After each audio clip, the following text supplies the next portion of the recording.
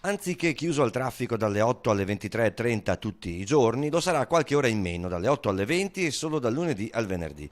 Per il centro si va verso una maggiore apertura agli automezzi, quindi, ma di pari passo la probabile creazione di una zona rossa off limits a quasi tutti, nelle piazze, in via Roma e al Duomo, con la chiusura al traffico di via Vandelli. Anche il ghetto rientrerebbe in questa zona pedonale. Usiamo il condizionale perché di queste iniziative del comune non c'è ancora ufficialità. Il gruppo di lavoro sulla ZTL è ancora all'opera e a detta del vice sindaco e assessore alla mobilità Arturo Lorenzoni non si sa quando finirà i suoi lavori. L'ultima riunione tra tecnici del comune e associazioni di categoria pare risalga al 20 dicembre. Non è questo che ci spaventa la ZTL.